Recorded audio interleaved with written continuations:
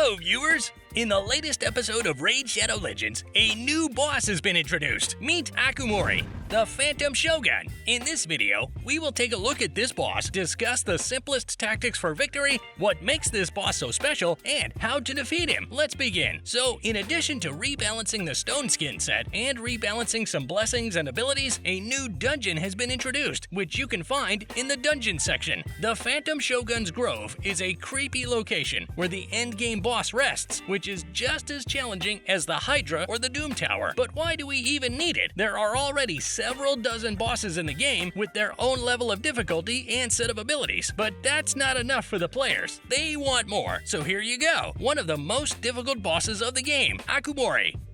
With the new update were added extracts.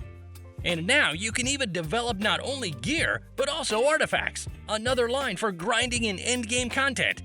But accordingly, we only receive a bonus to the power of champions, which is extremely useful.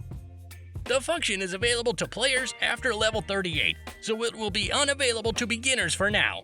By the way, about beginners, if you're interested in this boss but have not started the game yet, open the description. There is a cool bonus link there that gives you 2 epic champions at the start, Lightsworn for registration, Lady Quillen for reaching level 25, as well as 200,000 silver. Also, after the tutorial, enter the beginner promo code DASPIEL23 Chinaru in the game to get the champion Chinaru and 300,000 silver. And also beginners, enter the game for 7 consecutive days to get the legendary champion Artak. With this set of champions, you will level up quickly and reach level 38 when this boss is unlocked.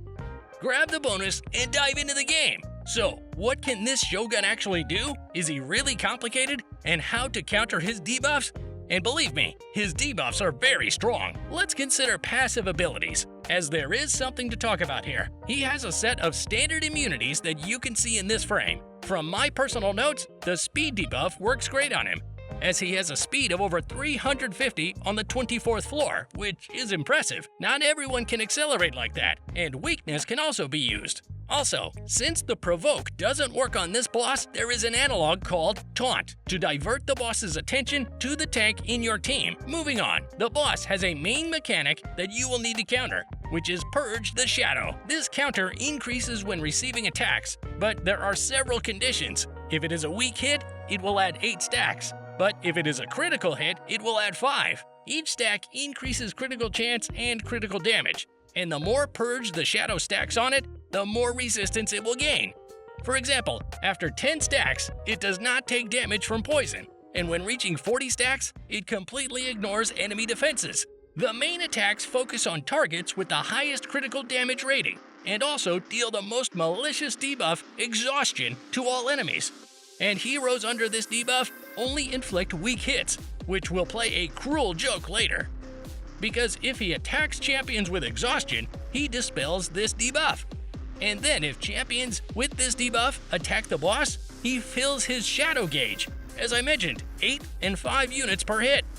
Therefore, it is necessary, firstly, to surpass in terms of speed, and somehow control the boss and which champion he attacks. But here, he has a serious weakness.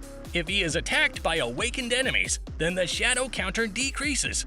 The higher the awakening level, the more attacks will remove his ability Purge the Shadow. At the moment, there are 2 effective strategies that will help you win. Simply relying on strong champions is a common desperation and a reliable tactic for unskilled players, but even with them, you can still win. Tactics, as I said, 2. First, avoid receiving the Exhaustion debuff at all by means of control. Taunt is necessary to control who the boss will attack. At the beginning of the battle, you taunt the tank and the boss will only hit him, unable to apply his Exhaustion debuff. The most important thing is to change the boss's priority target in time so that it doesn't spread its Exhaustion debuff. The other champions in the group should be able to provide some healing, give shields, and deal damage. Therefore, good damage dealers are needed for this. Second tactic. The essence of it is that when coming out of Exhaustion, you need to heavily damage the boss and apply speed debuffs in order to somehow overtake. For this, the team must have the ultimate Death Knight in the Stone Skin set with the minimum speed parameter in order to eat as many boss attacks as possible. Quickly attack the boss while your champions are without debuffs. Then, wait for the Exhaustion debuff to pass, and then go into the the damage phase again, and it is important for the champions to have awakening levels in order to remove Purge the Shadow.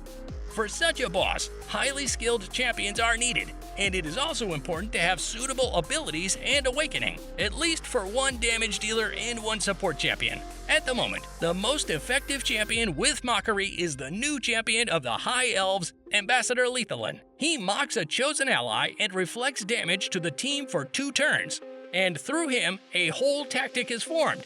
And you take a tank champion in the Stone Skin set into battle. The simplest option that can be used as a tank is the Ultimate Death Knight. Besides the fact that he already takes damage from attacks, he will also heal the team. The main thing is not to increase his speed at all, so that the Stone Skin set works as long as possible, and he can eat as many attacks as possible. And even without the set from Hydra, he does half the job, but in the Stone Skin set, he will perform at 100%. The role of a damager will be suitable for Coldheart, as she will reduce Akumori's turn scale and also deal damage in a percentage ratio to health. Royal Guard will also fit here, as besides the speed penalty, he also deals damage in a percentage ratio to the boss's total health. Note that attackers and debuffers champions need a high accuracy, more than 300 units. If you plan to go beyond the 20th floor, also critical damage and critical chance, so that when you have a damage phase, you can squeeze the maximum out of the team. If you want to play with poisons, then you need to choose a champion wisely in order to apply as many stacks as possible. The simplest option is Urticata, as she applies poisons herself, and if the boss crits, she additionally applies poison. To fans of HP burn, I can recommend Ninja, a great champion with excellent damage and self-saves.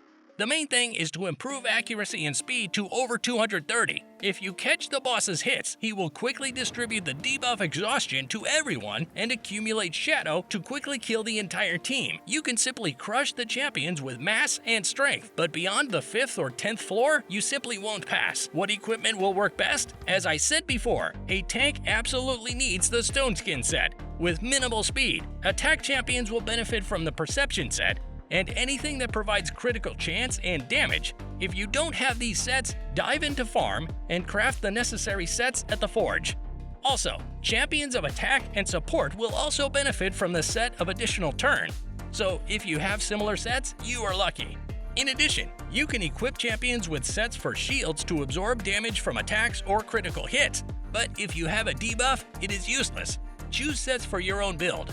Well, let's do a couple of tests. I have 2 accounts, and I can gather approximately similar teams to show you the essence of the battle. The first account is less developed. Here, the Ultimate Death Knight is in charge. There is also Lightsworn, which will reduce the boss's speed. There are also damage dealers with a high crit chance and a ninja. So to speak, half of the necessary team is there. The boss confidently falls apart, but at the same time, my group struggles without the Stone Skin set. With this setup, you won't be able to handle more than the 5th or 10th floor. And here is already a battle on a leveled account. Ultimate Death Knight in the Stone Skin set. There are champions who save the team and damage dealers with very high critical parameters. And here it is already more interesting. The boss is falling apart in a moment, but by the 25th floor, you need to work hard on the gear and have a champion with the debuff taunt.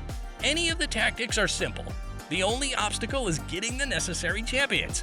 Equipping champions is not difficult either, except for the Stone Skin set, but there you just need to gather defense and gear equipment. You can easily obtain Coldheart as well. Choose the rest of the champions as needed. I myself overwhelmed the first levels with cannon fodder, and then started to assemble a group with the necessary set of parameters. And by the way, the champion set that we offered to beginners is also good against Akumori. Artak applies HP burn. Lightsworn reduces the enemy's turn scale and provides resurrection with a defense buff. Chinaru weakens targets, and Lady Quillen will nicely complement the whole group with her turn scale filling. Do not forget that you can get epic heroes in Raid Shadow Legends by following the link in the description. Go and get the coolest epics for your collection. Thank you for watching. Subscribe to the channel, like the video, and also I have selected 2 interesting videos for you that I recommend watching. Goodbye everyone!